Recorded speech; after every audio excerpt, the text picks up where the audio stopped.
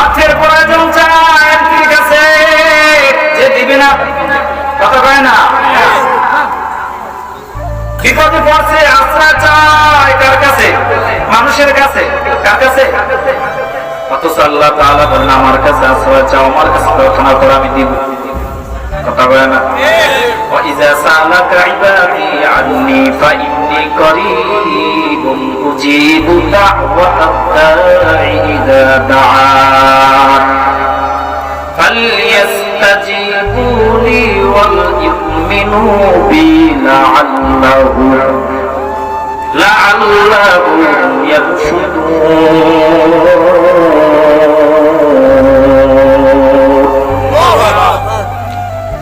আল্লাহ তাআলা বলেন আমি আল্লাহর কাছে আশ্রয় চাই, আমি আল্লাহর কাছে প্রার্থনা করো। বান্দা একটা সময় আছে যে সময় দোকানদারের দরজা বন্ধ হয়ে যায়, ঘরের দরজা বন্ধ হয়ে যায়, সবাই নীরবে ঘুমায়, আর আমি আল্লাহর প্রথম আসমানে এসে বান্দা তোকে বলাই, আয় বান্দা কি তোর প্রয়োজন বান্দা, তাড়াতাড়ি আমি আল্লাহর কাছে চা। বান্দা তুই প্রার্থনা করতে দেরি করবি, আমি আল্লাহ তোকে দিতে দেরি করব না।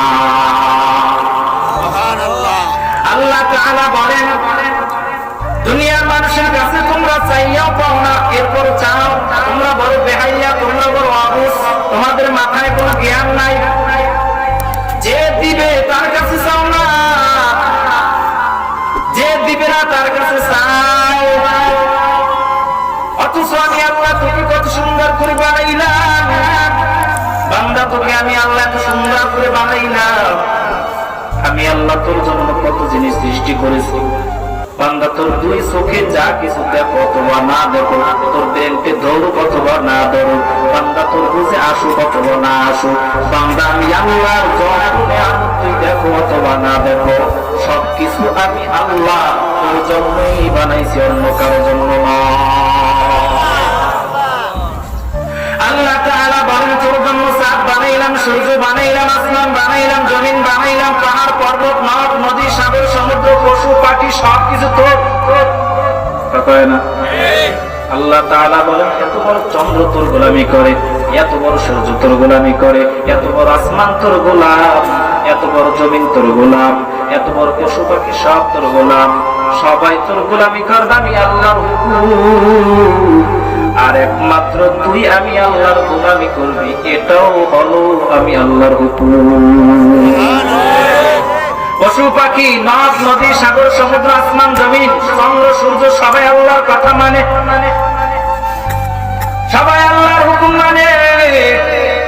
সূর্য বানায় বলেন সূর্য চাল, চন্দ্র বানায় বলেন চন্দ্র চাল, জমিন বানায় বলেন জমিন চাল, আসমান বানায় বললেন আসমান যেইভাবে রাখছি সেইভাবে থাকবি, জমিন যেইভাবে রাখছি সেইভাবে থাকবি। আল্লাহ তাআলা বলেন সবাই আমার হুকুম মানলো, সবাই আমার কথা শুনলো, সবাইকে যেই ডিউটি দিছি, যাকে যেই ডিউটি দিছি সেই ডিউটি পালন করলো। কিন্তু তোকে আমি আদর করে বানাইছি, তুই বান্দা কেমন করে গাদ্দারি করলি, তুই আমি আল্লাহর দেওয়া ডিউটি পালন করো না। এই জন্যই যত রকমের বালা মুসিবত, যত বালা মুসিবত সব আমাদের হাতের কামাই, ঠিক কিনা? আল্লাহ তাআলা আমার দুনিয়ার ভিতরে পাঠাইছি একমাত্র গোলামি করার জন্য। তোদেরকে কি কাদায় বানাইছি আমি আল্লাহ, একটু চিন্তা করছো? নাক নাকের জায়গায় ফিট করলাম, চক্ষু চক্ষুর জায়গায় ফিট করলাম, মুখ মুখের জায়গায় ফিট করলাম, কান কানের জায়গায় ফিট করলাম, হাত হাতের জায়গায় ফিট করলাম। এর চেয়ারম্যান সাহেব, এর এমপি সাহেব, এর বাহাদুর সাহেব, ওই বড় মেয়া, ওই মুফতি সাহেব, ওই মাওলানা সাহেব, ওই বক্তা সাহেব, একটু বলো তোমার চক্ষু দুইটা যদি ঘাড়ের গোড়ায় যেত কেমন হইতো? পিছনে যদি চক্ষু দুইটা লাগাইতো অবস্থাটা কেমন হইত? আল্লাহ আমি আল্লাহ চক্ষুটাকে পিছনে লাগাই নাই, সামনে লাগাইছি। নাকটাকে যদি আমি আল্লাহ বগলের জন্য লাগাইতাম, কথা বলেন, ইচ্ছা করলে পারতে না, পারতে না, আল্লাহ লাগাইছে কোন জায়গা মতন লাগাইছে। নাকটা যদি বগলের তলে লাগাইছে, গানের গন্ধ শুনতে শুনতে রু শেষ, ডাক্তারও কাম হইতে না, ডাক্তার আগে মরতে, কারণ ডাক্তার তো একই জায়গা, কথা বলেন না। আল্লাহ একটা চোখ পুরো এমন জায়গায় দিছি, খাবার সামনে আসবে, হাতে নিবি, চক্ষু বলে দেবে হ্যাঁ খাবার রং ঠিক আছে, মুখে নিতে নিতে নাকে বলে দেবে ঘেরানো ঠিক আছে, সরাসরি গালের মধ্যে তোর ভেজাল আছে। আসলে চক্ষু পিছনে দিত, খাবারটাকে ঘুরাইয়া নিয়ে দেখিয়া আমার সময় সিনেমায় গিয়া জল দিয়া লাল করে দিয়া এরপর নাকের দ্বারা সঙ্গাইয়া এইবার গালে দাও, ওরে সিস্টেম এক লোকমা খাইতে খাইতে আধা ঘন্টা, কথা পায় না। আল্লাহ কত কিছু করার দরকার নেই, খানার সামনে আসবে, দরবার চোখের দ্বারে, চোখে বললে দেখবে খানার রং ঠিক আছে, নাকে বললে দেখবে ঘেরানো ঠিক আছে, সোজা গালে মারিয়ে দাও, চললে যে কথা কন ঠিক কিনা? আল্লাহ ভেরিফাই না। আল্লাহর মতন জ্ঞানী কেউ আছে? আসতে কর, জ্ঞানী কেউ আছে? বাজান আমি কিন্তু বয়ান করার জন্য ছিল, সর্বপ্রথম বাসন দিয়ে লইছি, কিন্তু আমি উঠছি আমরা দোয়া নেওয়ার জন্য। কি জন্য? দোয়া নেওয়ার জন্য।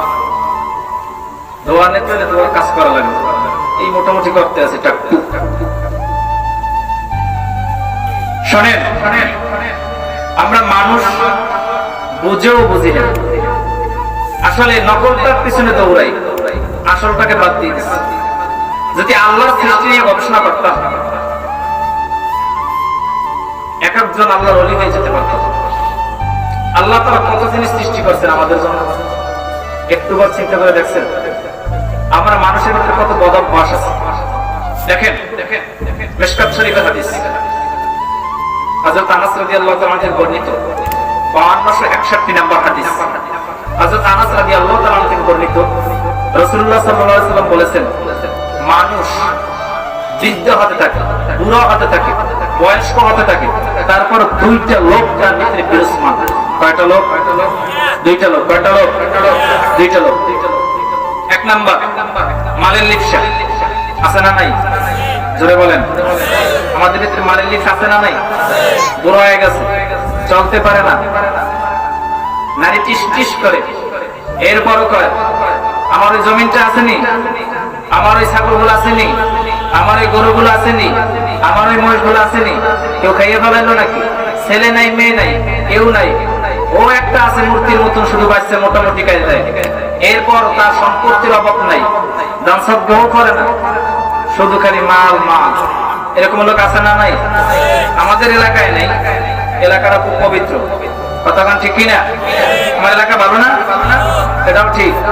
আর যদি পাই দুই একটা, মাঝে মাঝে যেগুলো দেখি এগুলো কি আবার আসমান থেকে আই নাকি? কথা কয় না? তাহলে নাই বললেন, সেটাও বললেন ঠিক।